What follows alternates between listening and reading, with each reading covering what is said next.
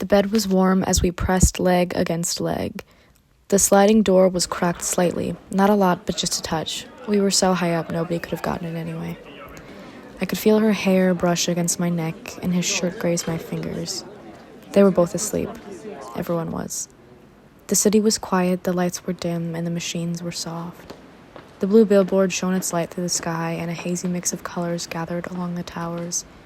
I gingerly left the bed and watched them for a moment. His head was tucked under a pillow, hands falling over the sides and poking from the blanket. She was curled into a position I was utterly familiar with her shoulder poking up, creating the perfect spot to fold my body into position around hers. We had mastered it over the years.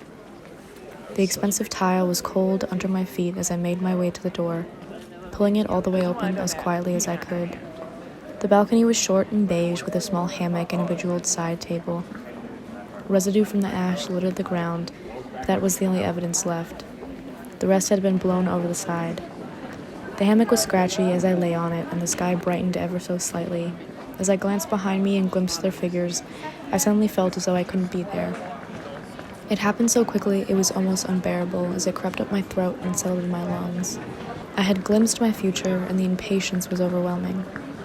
I needed this to be my present forever, to live within this moment of total independence. I squeezed my fists tight and dug my nails into my skin till I could feel it break, willing the moment to last eternally. I thought of my life back home, and the memory of the monotonous cycle made my hands fly to the edge of the balcony, grasping at the metal. I peered over the edge of the concrete below and let out a breath. I sat back down on the hammock. I looked at them on the bed, the warmth creeping up their bodies and settling over them. I let myself climb back under the covers and fall between the two. The computer played softly in the corner, and I shut my eyes.